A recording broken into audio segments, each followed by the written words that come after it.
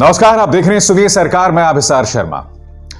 जिन लोगों को पुलिस की करनी में या पुलिस की हरकतों में कोई दोष नहीं दिख रहा, मैं उनसे एक सवाल करना चाहता हूं, या ये कहा जाए ये वीडियो दिखाना चाहता हूं जो इस वक्त आपकी स्क्रीन पर है। ये वीडियो देखिए, पुलिस एक ट्रैक्टर पर लाठियां भांज रही है और फिर यहां देखिए वो लोग तिरंगे को लाठी से मारना शुरू कर देते हैं। इससे बड़ा कोई देशद्रोह हो सकता है? आप तिरंगे पर हमला बोल रहे हैं और यह कोई और नहीं बल्कि दिल्ली पुलिस कर रही है। और फिर इसी वीडियो में आप देखते हैं अर्धसैनिक बल का एक जवान बेरहमी से जो है झंडे को उखाड़ देता है जो कि ट्रैक्टर पर लगा हुआ था। किसानों ने तो लाल किले पर से तिरंगा हटाया भी नहीं था।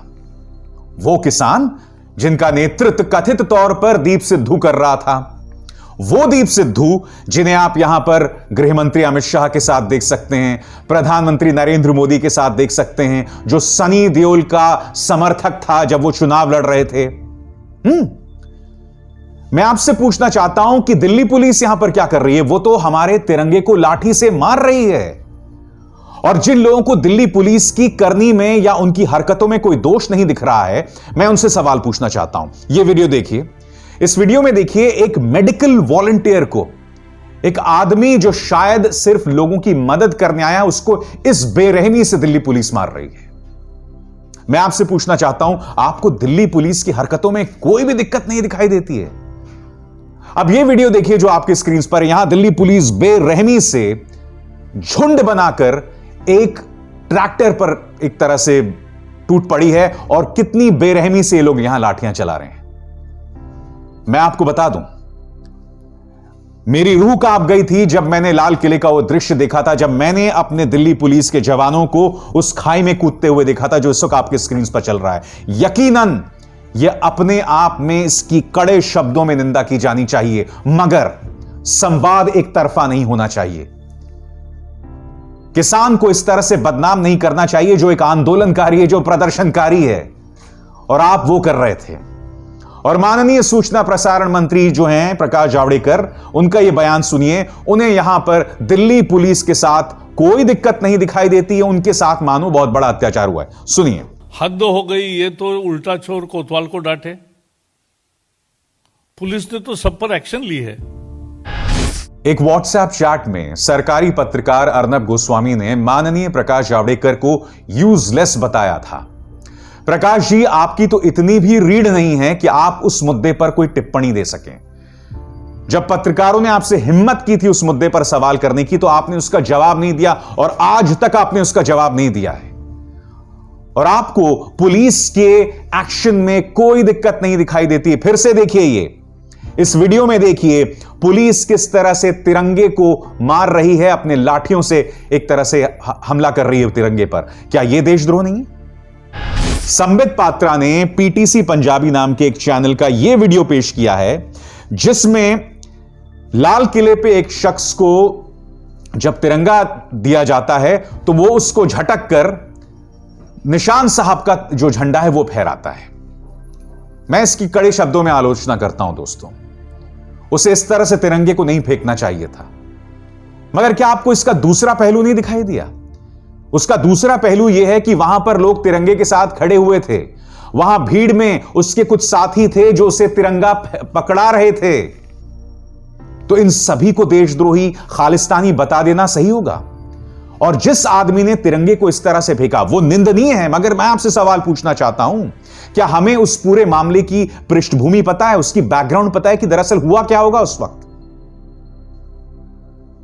संबित पात्रा इसके आधार पर, संबित पात्रा नहीं, उनकी देखा देखी गोदी मीडिया के जितने भी पत्रकार हैं वो इस वीडियो को बता रहे हैं कि देखिए साहब, तिरंगे का किस तरह से अपमान हुआ। पहले इन्होंने यह झूठ चलाया कि तिरंगे को हटा दिया गया, जबकि तिरंगा लाल किले पर पूरी तरह से लहरा रहा था। यह वीडियो देखिए। इस वीडियो में एक गुंबद पर प्रदर्शनकारी चढ़े हुए हैं, किसान चढ़े हुए हैं, और देखिए जैसे जैसे कैमरा मूव करता है आप यहां पर देख सकते हैं कि तिरंगा लाल किले पर फहरा रहा है, उसे किसी ने नहीं हटाया। मगर यह झूठ फैलाया गया कि तिरंगे का अपमान किया गया है, तिरंगे को हटाया गया है। तिरंगे का अपमान तो दिल्ली पुलिस ने भी किया था। क्या उससे हम सवाल कर रहे हैं? हिंसा तो दिल्ली पुलिस भी कर रही थी, क्या हम उससे सवाल कर रहे हैं? गृह मंत्री अमित शाह मिलने गए पुलिस वालों से, बहुत अच्छी बात है, मिलना भी चाहिए। उनके साथ जो लाल किले में हुआ वो बहुत ही शर्मनाक है। पुलिस पर कभी भी हिंसा नहीं होनी चाहिए, मगर हकीकत यह भी है कि आईटीओ में एक किसान की मौत हो गई थी जब वो ट्रैक्टर पर सवार था। नुकसान तो अब भी किसान का ही ज्यादा हुआ है। और ऊपर से बीजेपी के अजीबोगरीब तर्क। ये देखिए, संबित पात्रा, गुरनाम सिंह चढ़ूनी जो कि बीकेयू हरियाणा के अध्यक्ष हैं, उनके बयान का हवाला दे रहे हैं कि 26 तारीख को फाइनल मैच होगा, बैरिकेड तोड़ा जाएगा। अरे बाप रे, बैरिकेड तोड़ना इतना बड़ा गुनाह हो गया है। अब तक तो मुझे लगता था कि प्रधानमंत्री नरेंद्र मोदी की आलोचना देशद्रोह है, या बीजेपी की आलोचना देशद्रोह है, या दिल्ली पुलिस की आलोचना, उत्तर प्रदेश पुलिस की आलोचना देशद्रोह है। अब बैरिकेड को तोड़ना भी देशद्रोह है संबित? हां, क्यों शिशुपाल? कितने गुनाह करोगे, कितने अपराध करोगे भाई? कृष्ण से डरो। शिशुपाल पात्रा, कृष्ण से डरो। और अजीबोगरीब तर्क दोस्तों, सूचना और प्रसारण मंत्री का यह बयान सुनिए। इसमें पंजाब के मुख्यमंत्री कैप्टन अमरिंदर सिंह की इस बात को लेकर आलोचना की जा रही है कि कई ट्रक्स निकल गए पंजाब से और उन ट्रक्स ने आके धमाल मचाया। ऐसा जब आंदोलन होता है 26 तारीख को, जब किसान नेता कुछ कह रहे थे कि ये फाइनल मैच है, तब पंजाब सरकार को पंजाब से निकलने वाले ट्रैक्टरों पर निगरानी करके जो हैबिचुअल क्रिमिनल्स है उनको प्रिवेंटिव अरेस्ट करनी चाहिए थी, नहीं की। प्रकाश जी, दो चीजें। नंबर 1, बेशक वो ट्रैक्टर जो हैं पंजाब से निकले होंगे, मगर 200 से 250 किलोमीटर का सफर तय करके दिल्ली पहुंचे होंगे। तो दिल्ली के अंदर किसने घुसने की इजाजत दी? नंबर 1। नंबर 2, ट्रैक्टर परेड की इजाजत तो आप ही की सरकार ने दी थी ना, दिल्ली पुलिस नहीं दी थी ना। मतलब कुछ भी कह लो, और वहां बैठा मीडिया इतना लाचार, इतना दुखी, इतना कमजोर, इतना डरा हुआ है कि वो ये सवाल भी नहीं पूछ रहे हैं कि बेशक पंजाब से वो ट्रैक्टर आए होंगे, मगर उन ट्रैक्टर्स को घुसने की इजाजत तो आप ही ने दी थी। इस बात को आप कैसे भूल सकते हो? मतलब कुछ भी अनाप शनाप बोलते रहना, कुछ भी कहते रहना, और उसको किसी तरह की कोई चुनौती नहीं दे रहा है। प्रकाश जी जो कहें, जरा उसका सेंस और लॉजिक होना चाहिए, तर्क होना चाहिए। कुछ भी आप बोलते रहते हैं।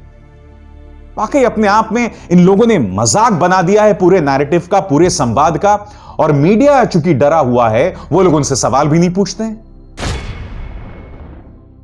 आज जो सवाल हम सबको पूछना चाहिए वो ये है, नंबर 1, आखिर पुलिस ने उन किसानों को लाल किले तक पहुंचने क्यों दिया?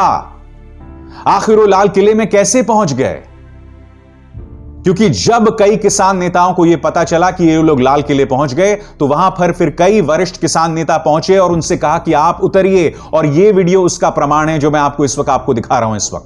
इस वीडियो में आप देख सकते हैं, बाकायदा किसान नेता उन लोगों से कह रहे हैं कि तुम लोग वापस आओ जो लोग लाल किले चले गए थे। मैं ये पूछना चाहता हूं, आखिर उन्हें इजाजत कैसे दी गई लाल किले में प्रवेश की? और उससे भी बड़ी बात, आईटीओ के पास बीजेपी का दफ्तर है। इन किसानों की सारी नाराजगी बीजेपी से है, तो किसान तो वहां पर भी जा सकते थे ना। फिर दीप संधू के नेतृत्व में, जिसकी करीबी जो है भारतीय जनता पार्टी के नेताओं से है, वो लोग बीजेपी के दफ्तर क्यों नहीं गए? क्या यह सवाल आपको नहीं पूछना चाहिए? क्योंकि बहुत पास में बीजेपी का दफ्तर है, वो तो बीजेपी के दफ्तर पहुंच सकते थे और वहां पर बीजेपी का विरोध कर सकते थे, मगर वो वहां नहीं गए। क्या यह सवाल यहां जायज नहीं बनता है? मैं आपको स्पष्ट कर दूं दोस्तों, मेरे पास इस वक्त कोई प्रमाण नहीं है साबित करने का कि दीप सिद्धू के जो हैं ताल्लुकात जो हैं वो बीजेपी के साथ हैं। कोई प्रमाण नहीं है। मगर जो तस्वीरें मैं आपको दिखा रहा हूं, यहां देखिए, वो अमित शाह के साथ हैं, प्रधानमंत्री के साथ हैं, सनी देओल के साथ हैं। कल्पना कीजिए इसकी जगह राहुल गांधी होते, कैप्टन अमरिंदर सिंह होते, अरविंद केजरीवाल होते, तब क्या होता? तब पूरा प्रचार तंत्र ही नहीं बल्कि गोदी मीडिया, हालांकि आज की तारीख में बीजेपी आईटी सेल के गुर्गों और इन मुख्यधारा की न्यूज चैनल्स में कोई फर्क नहीं है, दोनों एक ही काम कर रहे हैं, दोनों बीजेपी की नौकरी कर रहे हैं। मगर कल्पना कीजिए दोस्तों, अगर राहुल गांधी के साथ तस्वीर दीप सिद्धू की होती तब क्या होता? तब क्या होता? ऊपर से प्रकाश जावड़ेकर कहते हैं कि राहुल गांधी ने ऐसा कराया। अरे जो शख्स अपनी पार्टी को 55 सीटों से ऊपर नहीं ले जा सका, जिस शख्स के रहते हुए बहुमत वाली सरकार मध्य प्रदेश की आपकी हाथ से निकल गई, राजस्थान की भी लगभग निकल ही गई थी, वो इतना ताकतवर है, उसका इतना रसूख है, उसका इतना ज्यादा असर है। खैर, मगर गंभीरता से बात की जाए दोस्तों, तो खबर कुछ बहुत अच्छी नहीं आ रही, क्योंकि आपके सामने यह तस्वीर है कल रात की, जहां गाजीपुर टोल की बिजली काट दी गई। और बिजली काट दी गई और उसका मकसद साफ था कि किसानों के हौसलों को पस्त किया जाए। मैं चाहूंगा कि आप इस किसान भाई की आवाज सुने, जो अपने आप में बहुत कुछ हमारे किसानों के शौर्य के बारे में कहता है। सुनिए इस व्यक्ति की आवाज। भाई, अगर आप ये लाठी और गोली के दम पे किसानों को धमकाना चाहते हो या डराना चाहते हो तो नहीं डरागा। शांतिपूर्वक आप रात के टाइम पे जो ऑपरेशन करने की कोशिश कर रहे वो नहीं बर्दाश्त करेगा, मर जाएगा।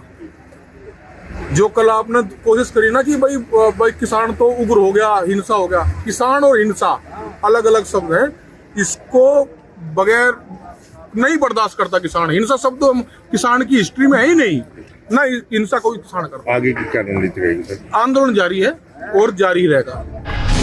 और यही नहीं, अब ये वीडियो देखिए दोस्तों, ये बागपत का है। यहां पर कल रात पुलिस ने उन्हें बाकायदा धक्के देकर उन्हें वहां से हटाया। वो लोग दिल्ली सहारनपुर हाईवे पर थे। ये वीडियो जो है उसका प्रमाण है। इसी तरह से खबरें सिंघू बॉर्डर से भी आ रही हैं। कई किसान जो हैं वो वापस लौट रहे हैं, मगर किसान नेता जो हैं, अब उनके सामने बहुत बड़ी चुनौती है कि इस आंदोलन को किस तरह से बनाकर रखा जाए। उनके सामने बहुत बड़ी चुनौती होने वाली है, क्योंकि दोस्तों लाल किले के जरिए एक संदेश गोदी मीडिया के जरिए दिया गया है कि तिरंगे का अपमान हुआ है। मेरे आसपास कई लोग कह रहे हैं कि तिरंगे का अपमान हुआ है, जबकि मैं आपको लगातार बता रहा हूं कि तिरंगे का अपमान, हमारे लाल किले पर तिरंगे का बिल्कुल भी अपमान नहीं हुआ है। वहां पर जैसा कि आप जानते हैं निशान साहिब का झंडा फहराया गया है, वो खालिस्तानी झंडा नहीं है।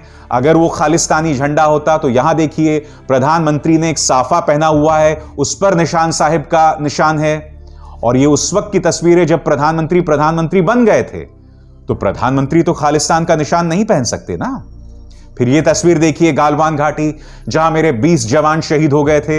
यहां पर एक व्यक्ति गालवान घाटी में निशान साहिब के झंडे के साथ खड़ा हुआ है। यह भी देशद्रोह नहीं है दोस्तों? क्या यह भी देशद्रोह नहीं है मित्रों? तो मैं आपको यही बतलाने का प्रयास कर रहा हूं दोस्तों, एक दुखद संदेश उस प्रोपेगेंडा के जरिए बतलाया गया है कि लाल किले में तिरंगे का अपमान हुआ। जबकि मैंने आपको बताया संबित पात्रा ने जो वीडियो पेश किया था, जिसमें किसान जो है वो तिरंगे को छिटका कर फेंक रहा है और उसकी जगह निशान साहब का ध्वज फहरा रहा है, उससे भी एक व्यक्ति तिरंगा ही फहरा रहा था। मैं नहीं जानता हूं उस आदमी ने किस मनस्थिति में उस तिरंगे को छिटक दिया। मैं उसकी आलोचना कर रहा हूं, मुद्दा वो नहीं है। क्या एक व्यक्ति जो कर रहा है उसके आधार पर हम सभी किसानों को बदनाम कर देंगे? एक दीप सिद्धू के नाम पर हम सभी पूरे आंदोलन को बदनाम कर देंगे? फिर वो पुलिस वाला जो मेरे तिरंगे को लाठी से मार रहा था, क्या उसके लिए हमें दिल्ली पुलिस को देशद्रोही नहीं कहना चाहिए?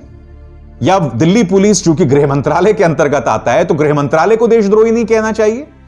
और गृह मंत्रालय चूंकि अमित शाह चला रहे हैं और बीजेपी चला रही है, तो क्या बीजेपी की देशभक्ति पर सवाल नहीं उठाए जाने चाहिए? आज ये तमाम मुद्दों को आपको सोच समझ के इस पर गौर करना पड़ेगा। देशभक्ति, देशद्रोह, राष्ट्रवाद को मजाक मत बनाइए। इस देश में न सिर्फ इन शब्दों का मजाक बन रहा है दोस्तों, बल्कि न्याय जैसे पवित्र शब्द का भी हर जगह मजाक बन रहा है। कुछ लोगों को तो आसानी से न्याय मिल जाता है, मगर कुछ लोगों के लिए न्याय नहीं है, खासकर उन लोगों के लिए जिनके खिलाफ सरकार या बीजेपी अपना मन बना ले। आप जानते हैं स्टैंड अप कॉमेडियन ये शख्स मुनव्वर फारूकी को फिर से बेल नहीं मिली है। मैंने ऑर्डर पढ़ा, उस ऑर्डर में कहीं पर भी इस बात का जिक्र नहीं किया गया है कि उन्होंने किस तरह से हिंदू देवी देवताओं का अपमान किया। यहां तक कि इस खबर के मुताबिक इंदौर पुलिस का भी कहना था कि हमारे पास कोई प्रमाण नहीं है कि मुनव्वर फारूकी ने हिंदू देवी देवताओं का अपमान किया, मगर फिर भी समाज में अराजकता ना हो उसके चलते मुनव्वर फारूकी की बेल को कैंसिल कर दिया गया है। आज की खबर है ये। आपको अटपटी नहीं लगती चीज दोस्तों? और जिस जस्टिस रोहित आर्या ने यह फैसला सुनाया था, उनका एक और फैसला है, आपकी स्क्रीन पर देखिए। एक मोलेस्टर को इस कंडीशन पर, इस शर्त पर बेल दी गई कि उसने जिस औरत के साथ बदतमीजी, बदसलूकी की थी, उसके वो औरत जो है उसके हाथ में राखी बांधे और उस औरत के बच्चों को गिफ्ट दिए जाएं। अगर आप ये सब करेंगे तो मैं आपको बेल देने को तैयार हूं। यह था जस्टिस रोहित आर्या का फैसला दोस्तों। और इन्हीं जस्टिस रोहित आर्या ने मुनव्वर फारूकी के बारे में क्या कहा था आप जानते हैं? मुनव्वर फारूकी ने कहा था कि आप जैसों लोगों के साथ क्या हश्र किया जाए, और उन्होंने ही मुनव्वर फारूकी के फैसले के बेल को रद्द कर दिया है। मैं चूंकि वो जज हैं, जाहिर सी बात है उनके फैसले पर सवाल नहीं खड़ा कर सकता। मैं आपके सामने तथ्यों के आधार पर ये दो फैसले रख रहा हूं। कुछ दिनों पहले जब अर्नब गोस्वामी का मामला सुप्रीम कोर्ट के सामने गया था, तो सुप्रीम कोर्ट ने यह कहा कि भाई अगर आपको अर्नब गोस्वामी नहीं पसंद हैं तो आप उनके कार्यक्रम मत देखिए। और सुप्रीम कोर्ट ने फिर अर्नब गोस्वामी के खिलाफ एक्शन नहीं लिया था।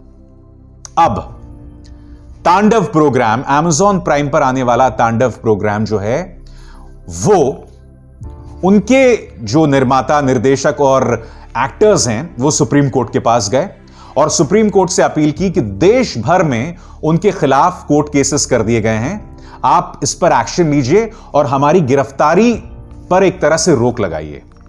तो आप जानते हैं सुप्रीम कोर्ट ने यहां पर क्या कहा कि अभिव्यक्ति की आजादी जो है वो एब्सोल्यूट नहीं है, संपूर्ण नहीं है।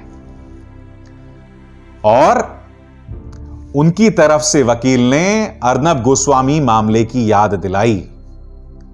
सुप्रीम कोर्ट ने बहुत ही सुविधाजनक तरीके से उस मुद्दे को उन्होंने नजरअंदाज कर दिया। यह दोहरे मापदंड नहीं है। माननीय सुप्रीम कोर्ट की क्या मजबूरी थी कि वो भूल गए कि उन्होंने अर्नब गोस्वामी वाले मामले में क्या कहा था। यह सवाल इस देश के नागरिक होने के नाते आपको नहीं उठाना चाहिए। इस देश में न्याय का यह चेहरा बहुत शॉकिंग है दोस्तों। न्याय का यह चेहरा मुझे बहुत डराता है कि कुछ लोगों के लिए न्याय अलग मायने रखता है और कुछ लोगों के लिए अलग। किसान को अलग पैमानों से तोला जाएगा और दिल्ली पुलिस को अलग पैमानों से। लाल किले पर पहुंचने वाले किसान ने मेरे ध्वज को नहीं फाड़ा, उन्होंने मेरे राष्ट्रीय तिरंगे को नहीं जो है हटाया, उन्होंने निशान साहिब वहां पर लगाया जो नहीं होना चाहिए, क्योंकि मेरे हिसाब से लाल किले में सिर्फ और सिर्फ भारतीय तिरंगा होना चाहिए और कुछ नहीं। मगर आपको इस बात पर भी गौर करना पड़ेगा कि अगर आप निशान साहिब के फहराए जाने की आलोचना कर रहे हैं, तो फिर जब राजस्थान में हाईकोर्ट के छत पर एक व्यक्ति भगवा फहराता है, आपको उसकी भी आलोचना करनी पड़ेगी। जब मध्य प्रदेश के मंदसौर में मस्जिद पर चढ़ के भगवा फहराया जाता है, आपको उस बात की भी आलोचना करनी पड़ेगी, क्योंकि हर जगह की अपनी मान्यता होती है। हाईकोर्ट न्याय का मंदिर है, वहां पर भगवा नहीं फहराया जा सकता। मस्जिद जो है वो इस्लामिक मान्यताओं से चलता है, वहां पर आप भगवा नहीं फहरा सकते। ये कुछ सीधे और सरल बातें जिस पर आपको गौर करना पड़ेगा। आप दोहरे मापदंड नहीं रख सकते हैं दोस्तों, अपने लिए अलग और दूसरों के लिए अलग। ये अपने आप में बहुत गलत है। अगर मेरी बात आपको कड़वी लगी होगी